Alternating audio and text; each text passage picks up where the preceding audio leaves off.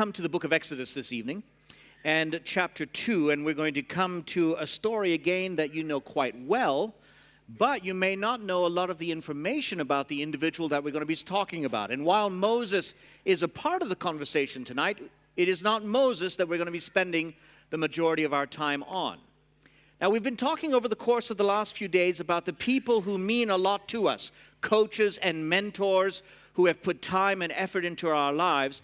And there's a particular group of people that we want to put focus on. And that group of people are individuals who are indispensable because they've got two things together: discernment and wisdom.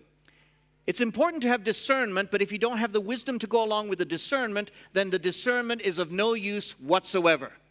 Because people who discern will notice that there are things that need to be sorted, but if they don't have the wisdom to go along with that discernment, all they do is bring you the problem and don't tell you how you can help get yourself out of the situation.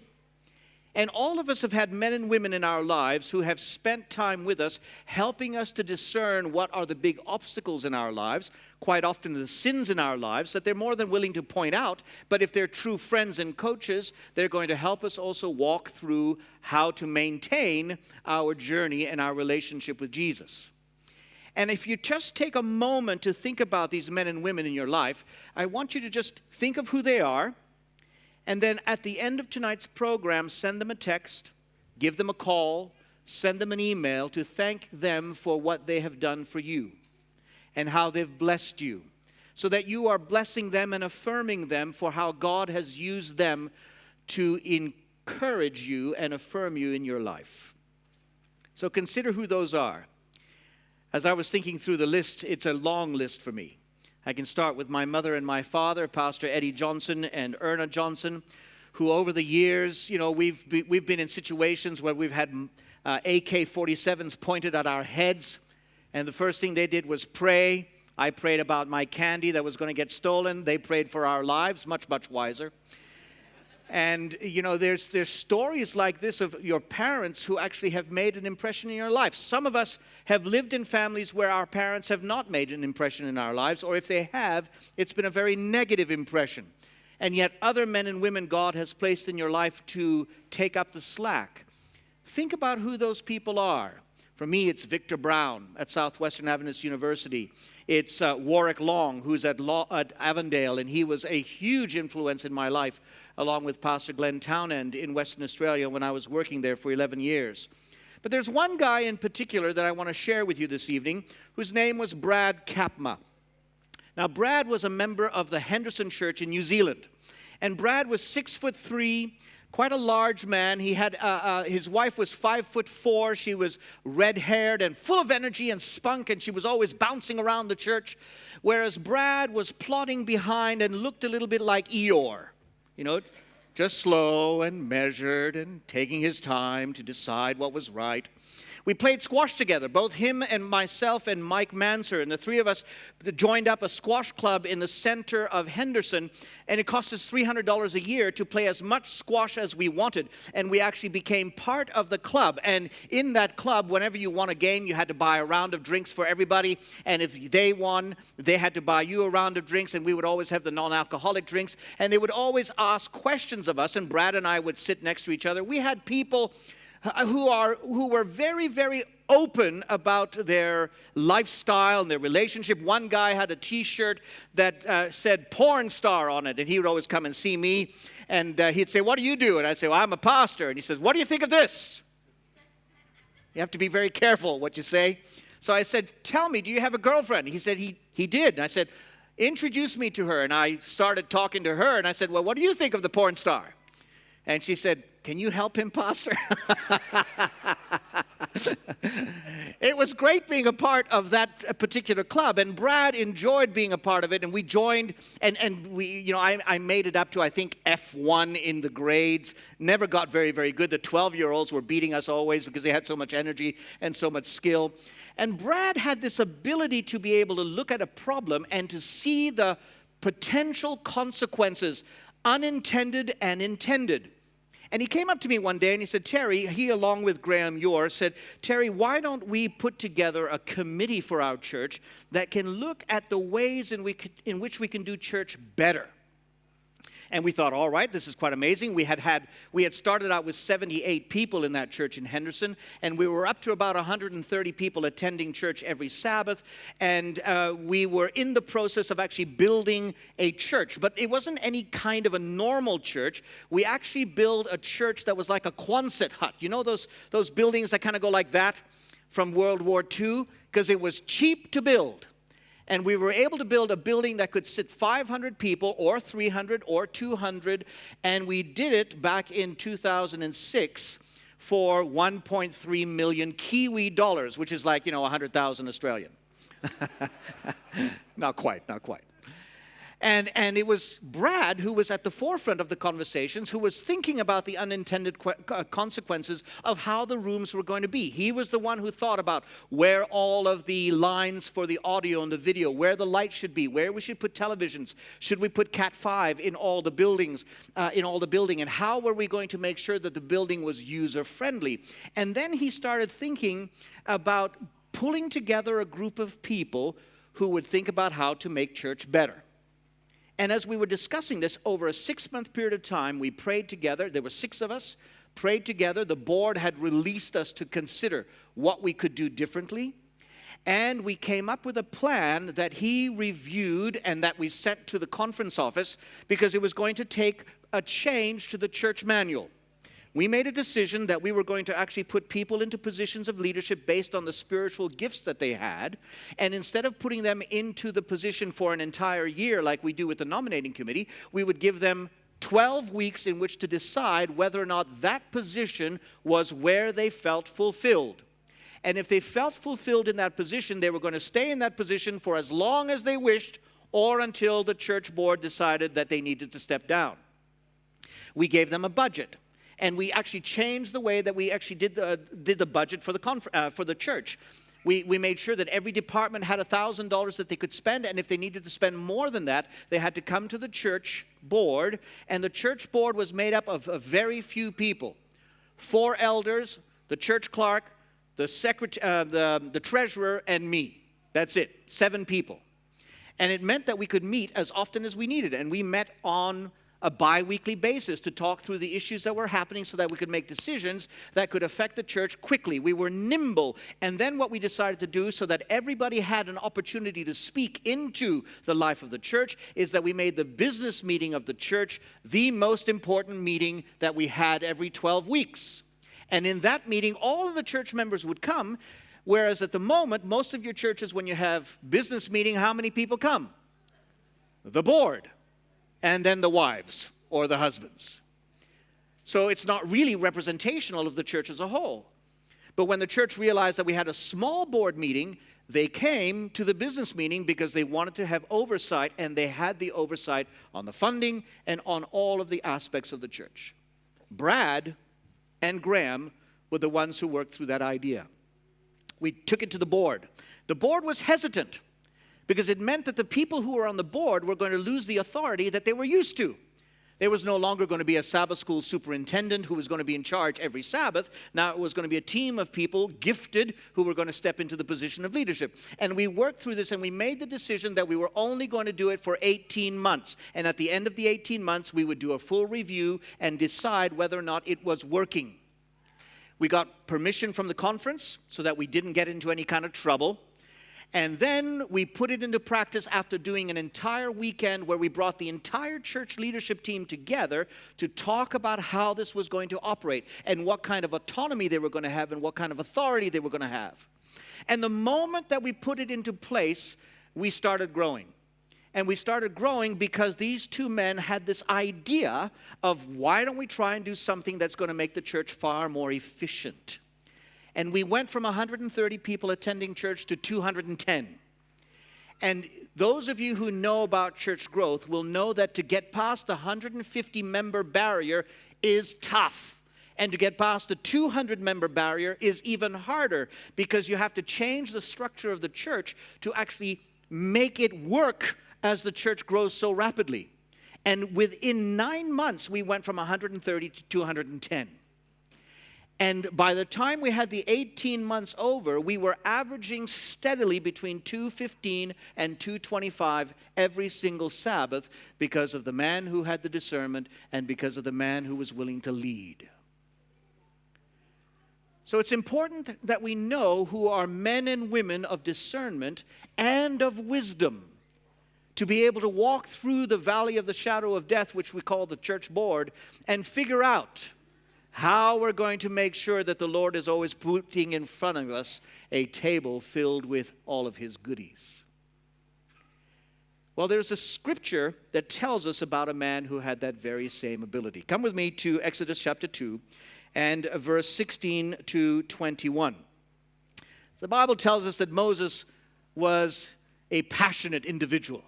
And he got himself into trouble, and he killed a man, and he escaped. And in verse 16, we're told that there was a priest of Midian who had 7 daughters. And they came to draw water and fill the troughs to water their father's flock. And some shepherds who were there came along and drove them away. This, by the way, seems to be a very important place for a man to find a wife in the Old Testament. So maybe we need to find out where the watering holes are here for those of you who are single. Well, no, probably not, because they're pubs, aren't they? So maybe we shouldn't do that. Some shepherds came along and drove them away, but Moses got up and came to their rescue. One guy, but he was trained by the Egyptian army, and Moses was not only trained by the Egyptian army, he was trained to be one of the pharaohs, and so he was training alongside the next king of Egypt, and they were trained far harder than the soldiers who were around them, because they had to lead with valor and hardness. And so when these shepherds, who were not wimpy guys, but tough men who took care of the beasts who came to try and kill their sheep, came up against and tried to push these 7 girls out of the way, Moses stands up and in a moment of valor knocks these shepherds off and makes himself a savior to these young women. And when the girls returned to Reuel, their father, he asked them, "Why have you returned so early today?" Because they knew that every day was late because they were the last ones to take care of the watering of the sheep. And they answered, "An Egyptian rescued us from the shepherds. He even drew water for us and watered the flock." Can you believe it? A guy did this when all the other guys are taking advantage of us each and every time. And where is this man? He asked his daughters. "Why did you leave him and not invite him to come and have something to eat?"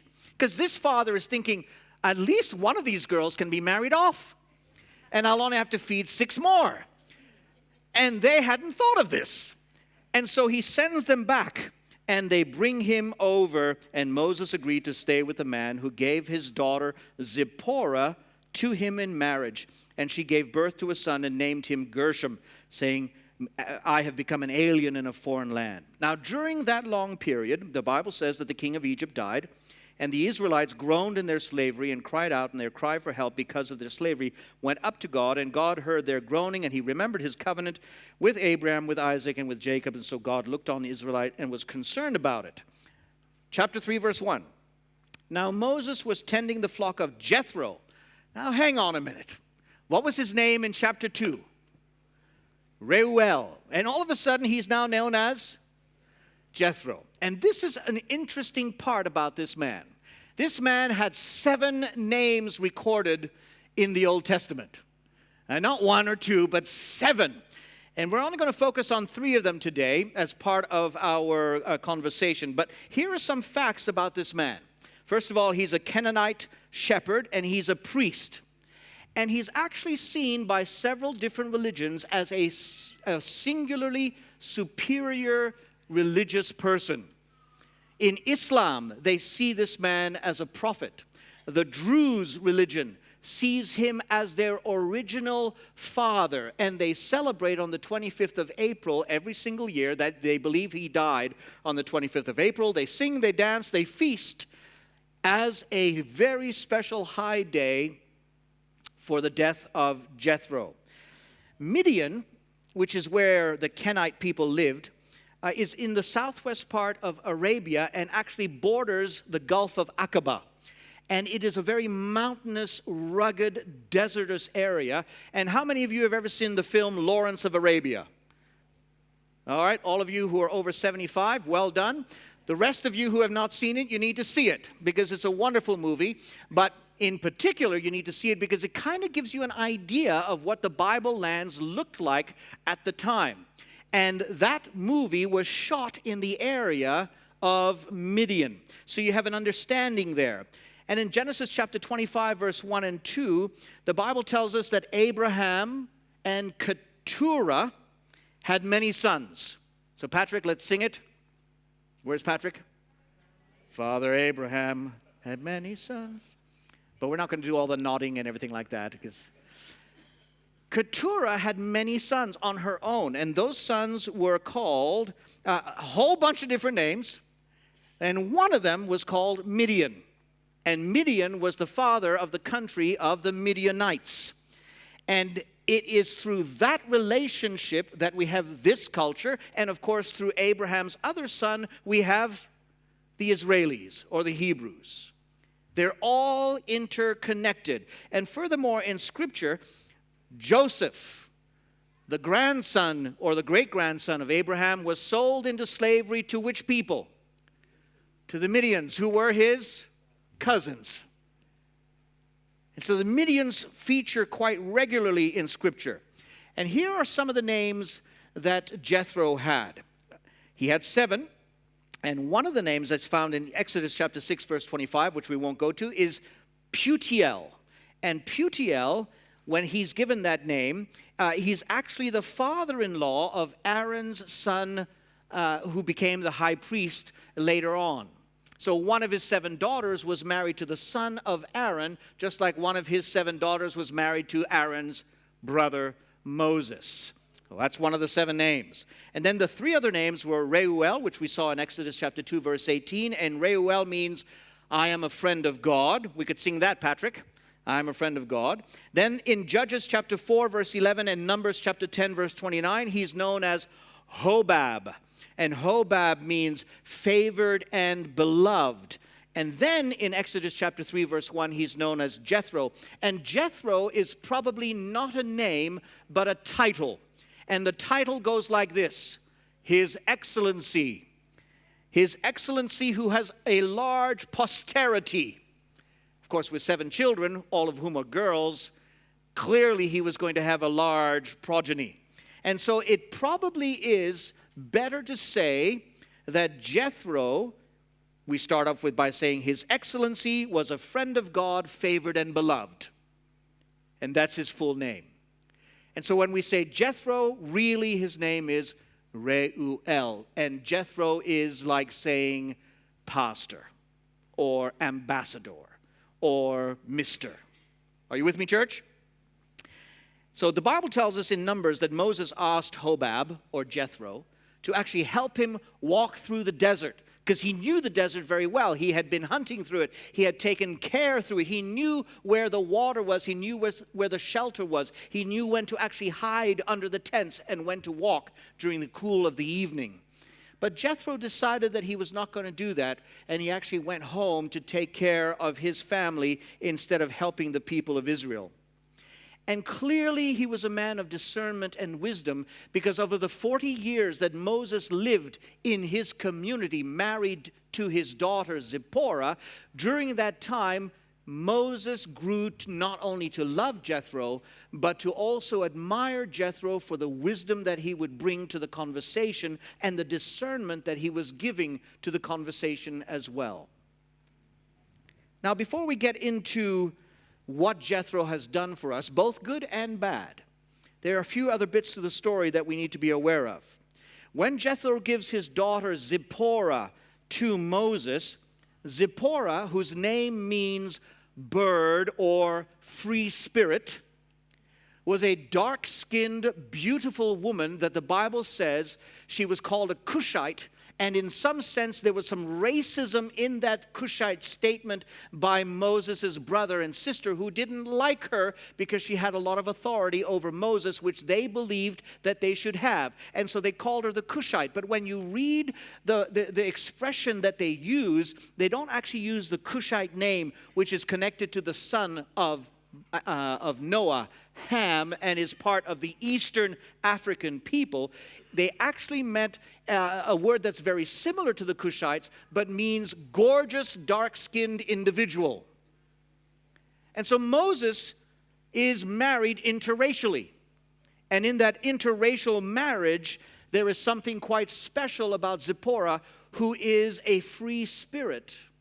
And you can see that in the story where she actually cuts off the flesh of her eldest son's, well, she circumcised him and placed it at the feet of Moses and said, "You are my blood husband."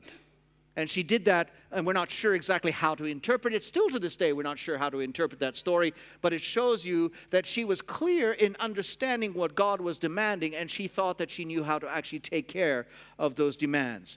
And Moses' sons, the two sons that he had, the first one was Gershom, and Gershom means exile. I'm an alien, I'm a foreigner in this land because I'm actually an Egyptian, but I'm not really an Egyptian. I'm a Hebrew, but I'm not really a Hebrew. I'm a Kenite, but I'm not really a Kenite. I'm a Midian, but I'm not really a Midian. I'm a child of God. And so he calls him Gershom. And his second son he calls Eliezer. God is my help. And Jethro is happy when Moses comes to him in chapter 4 and says, "Jethro, I need to go back to Egypt to find out if God is calling me to actually take my people home." And Jethro says, "I'll take care of your wife. I'll take care of your children. Don't you worry." Now come with me to chapter 18 of the book of Exodus, because in chapter 18 is where we see what Jethro does. And what Jethro does is to give wisdom in discernment as he sees what Moses is doing.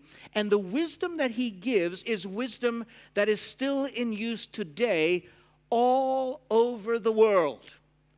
It's not just something that was given to Moses. It was a principle that was given to Moses that we see still being used by Harvard University Business School, by Yale University Business School, and all forms of different business schools who believe that the structure that was put here was a wise one and a discerning one. So in Exodus chapter 18, we see the rest of the story. First of all, Jethro decides that he wants to go and see Moses, and when he wants to go and see Moses, he decides to bring Zipporah and Moses' two children to come and see Moses, right?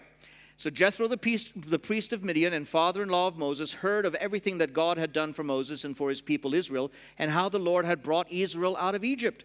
And after Moses had sent away his wife, his father-in-law Jethro received her and her two sons, and he gives the names, and they decided to go and see Moses.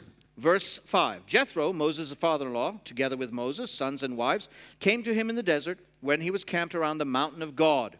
And Jethro had sent word to him, "I, your father-in-law Jethro, am coming to you with your wife and your sons." And Moses takes the opportunity to go to the feet of Jethro and to learn again, to be coached again by Jethro. He speaks to Jethro and tells Jethro all that has happened from the moment that he left Jethro and went to Egypt. Every one of the 10 plagues he shares with Jethro. Every one of what God had done on behalf of the people, he shares with Jethro. How the water of the Red Sea was parted in half, and the people of Israel were able to walk through it unscathed, unwet, and how it all fell back together over the army, and that Egypt from that moment on was not a threat to them. Jethro was told everything. And the Bible actually says that when Jethro heard in verse 9, he was delighted to hear about all the good things that the Lord had done for Israel in rescuing them from the hand of the Egyptians. And he said, "Praise be to the Lord who rescued you from the hand of the Egyptians and of Pharaoh, and who rescued the people from the hand of the Egyptians." And then the next day comes. And when the next day comes, Jethro decides to tag along with his son-in-law to see how he takes care of the myriad of people who are camped and gathered, so organized. Remember that they were organizing themselves in very clear, specific order, by tribe, in a particular location. And where they were going to be sitting was very important, because in time, in 2 chapters from now, the 10 Commandments come. Once the 10 Commandments come, the blueprints of how to build the new tabernacle come, and where every single tribe of Israel was going to fit around. There was a little bit of that, but not all of it. And so here is Moses, a former prince of Egypt, a former warrior, who has been humbled being a shepherd, now in charge of all the problems that come with an administration of a community that has never not been a slave. Who's going to deal with them? And so the Bible tells us that the next day, in verse 13, he took his seat to serve as judge for the people, and they stood around him from morning until evening. And when his father-in-law saw all that Moses was doing for the people, he said to Moses, "Mate, what is this that you're doing for the people? Why do you alone sit as judge while all these people stand around you from morning to evening?" So Jethro saw immediately and discerned the kind of pressure that Moses was under to adjudicate correctly each and every time. And he realized that Moses did not have the capacity, and no man or woman has the capacity to make that kind of judgment time after time after time from morning until evening. So we're talking 10 to 12 hours where Moses was seated and people would come. We're not having enough food in the tribe of Levite. Why did you take us out of the land of Egypt where we were flowing with milk and honey? We're now in the desert. There's no water. We don't have any quail. All we're eating is this lumpy white stuff that doesn't taste that good after the second day. It's only on the Saturday that it stays good for 24 hours. What good is this stuff? And you can imagine all of the rest of the rancorous conversations, because these were individuals who had learned over 300 to 400 years of time how to fight for what was theirs, because they needed to survive. So they were survivors, not thrivers. They had never learned to live with beneficial benevolence. And they're not even sure of what God's laws are yet, because God has been trying to train them over the period of time that it's taken for him to get them out of Egypt. And Moses is standing there trying to make sure that each one of them is happy at the end of the day, and nobody is happy. And so Jethro says to him, "You need to do something different." And Moses wisely says, "All right, what is it that you need me to do?" Verse 17. Moses, the father-in-law, replied, "What you're doing is not good." Now, my father-in-law is a wise man. He's 85 years old, and he has a PhD in zoology. And he thinks things through very clearly until recently, when he started to have a little bit of dementia. And it's so sad to see the progression of that horrific disease, isn't it? And many of us have got family who are experiencing it. But in his prime, he would give me advice. He would sit down and he'd look at me and say, "Terry," and he would go ... And I think that's the relationship that Jethro had with his son-in-law. And he gives him the information well. "You and these people who come to you will only wear yourselves out. The work is too heavy for you. You can't handle it alone. Listen to me, and I will give you some advice, and may God be with you. You must be the people's representative before God and bring their disputes to him." In other words, you be the one that brings the biggest disputes that God only can deal with.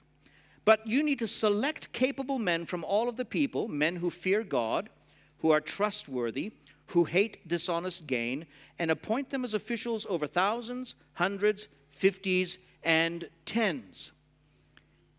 And this is the system of law that we have today.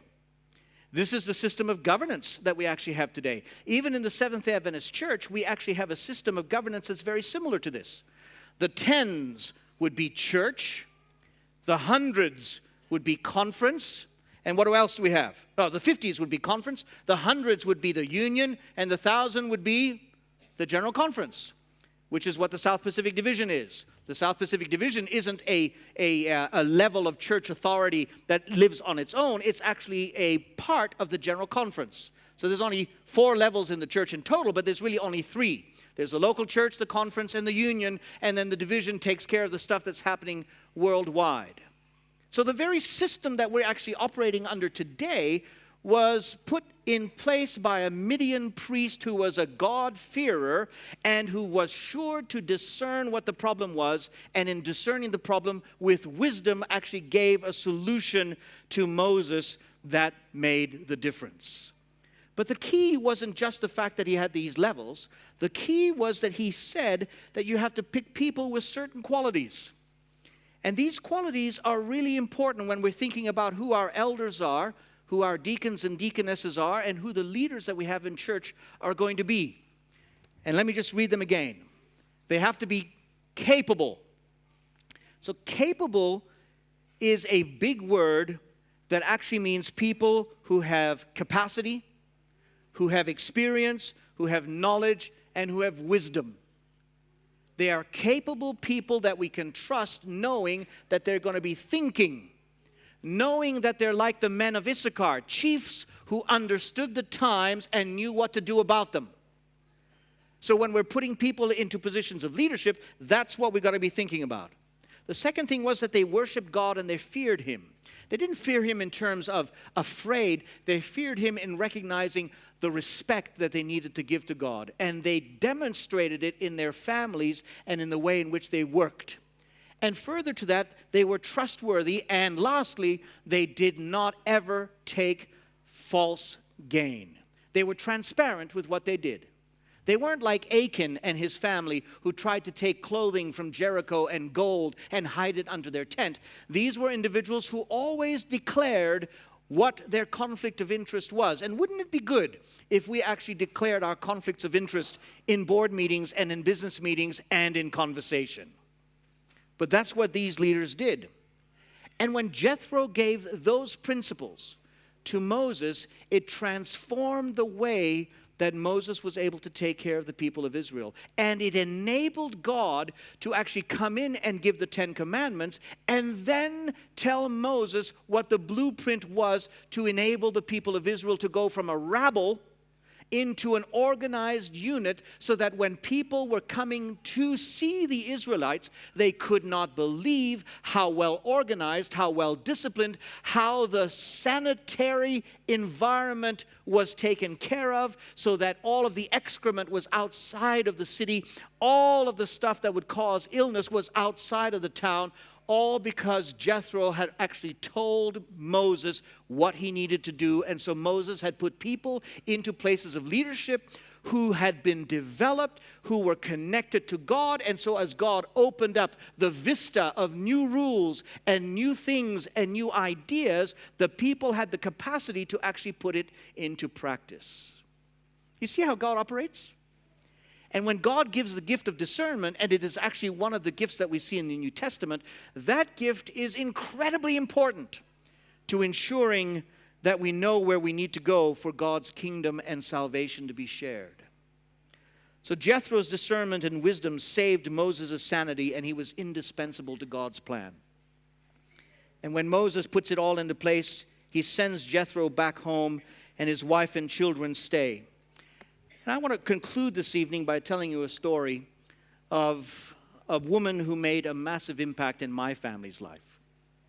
Our son Alec, when he was in the 8th grade, before that, we recognized that he had dyslexia, and he was really struggling when it came to reading. It really frustrated him, and he had high anxiety about the frustration, and he did not know what he was going to do, and school bothered him. It was not fun to go to school, and many of you have got children who are like that. It becomes tedious, and you as a parent are spending a lot of time with your child making sure that they're catching up on their homework, because when teachers give homework to children, they normally say it's going to take you 15 minutes to 30 minutes. For Alec, it took him 3 to 4 hours for every single one of those assignments, which meant that Kimberly and I were spending copious amounts of time trying to help him. And that meant that by the end of the night, his brain was tired, he was frustrated, and then in the morning he'd go back to school and he'd have to start all over again. And so when we moved from Perth to Sydney, we went to Hills Adventist College. And when we got to Hills Adventist College, we told the principal, Malcolm Coulson, that, Alec was wanting to come to school there. We only lived about 500 meters away, and so it was easy for them to walk back and forth to school, for him to do that. And we said, this is the situation that we have with our son. Do you have any solutions? And Malcolm said, I've got one solution for you. And the solution's name is Gersey Vanas. And Mrs. Vanas is the wife of Pastor Craig Vanas. He's from South Africa, she's from Chile, and she has a specialization. She was doing her master's at the time on how to help students with special needs. And she came to us and she started to do an assessment of Alec, and in doing the assessment of Alec, she discerned what Alec's problems were. And she was able to tell us to purchase some software that could actually read to Alec, and some software that he could speak into the computer, and instead of having to type and write, which he struggled with to get the right words in the right order and with the right spelling, the computer was able to do it for him. And then she worked by his side from the time that he was in year 9 until the time that he was in year 12. And over that 4-year period of time, she would contact me once a term to find out how we were doing as a family, what was going on in terms of the homework and the responsibilities that Alec had, how was he doing when it came to his anxiety, and all of those different aspects that made a difference to Kimberly and I as we were caring for our son. And when he came to his final year, wonder of wonders, he passed. But when it came to the ATAR, he didn't pass. But throughout that whole process, Gersey was by his side, ensuring that he knew what he needed to do next. And even though his ATAR score wasn't great, and he wasn't sure what he was going to do, it was Gersey that came to us and said, have you ever thought about actually doing the entrance to university exam? And we said, well, what's the point of doing a university exam if he hasn't been able to pass the ATAR with flying colors? What university will take him in? And she said, why don't you talk to Dr. Jean Carter in Melbourne, and you're moving to Melbourne. And sure enough, we moved to Melbourne in February of last year, and Dr. Jean Carter started to speak to us, and she said, let me find out what it's going to take for you to take the exam. And she talked to Alec. She found out that there were some options available, that Alec could actually have a reader for the exam and a writer for the exam, and she volunteered. So Jean volunteered to do this. And that influence from Gersey came to the point where Alec took that test and he passed it with flying colors. The ATAR, he wasn't allowed to do that. But for the exam into university, he was allowed to do it. And so instead of not knowing what he was going to do last year, God actually opened up the door for him to go to Avondale University and to start his education degree to be a design and technology teacher who understands what young people with dyslexia are going through and can sympathize with them. And all because a teacher put that kind of effort into our son. Now, Alec is just learning what that means. He has chosen to become a teacher because of Mrs. Vanas. He's chosen to do a chaplaincy minor because of me. But I've told him he's going to make more money as a teacher. And he's looked at that and he's thought, she did such a great job in my life and saved me from my situation. What if I can do the same thing for another young person? Well, that's what people who have discernment and wisdom can do for you and for me and for our children. They are indispensable to God's plan. And even though Jethro's story is about administration, and let's face it, administration is boring. Without that kind of administration, what we end up with is chaos. And when we have chaos, people aren't happy with one another.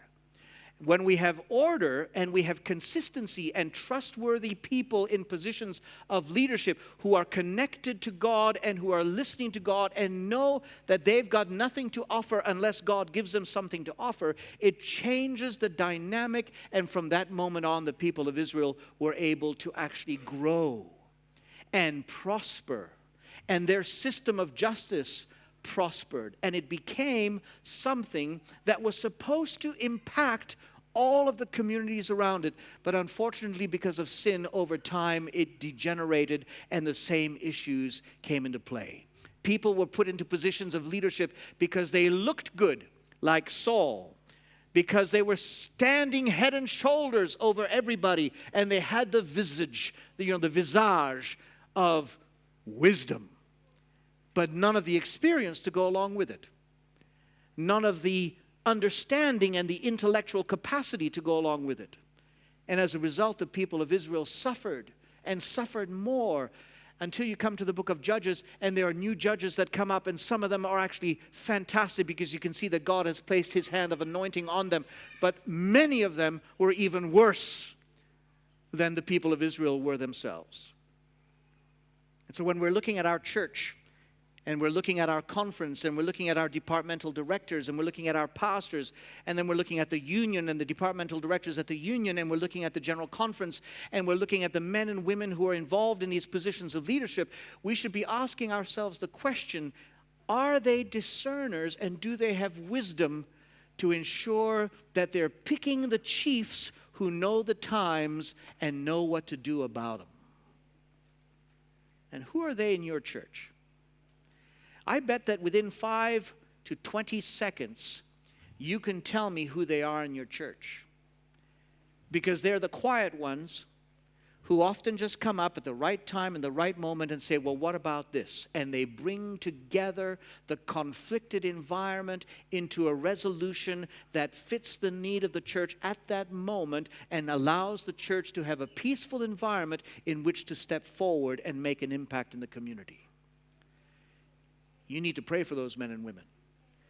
And you need to encourage them and remind them that they're indispensable. Because like Jethro, they make church a far better place to be in.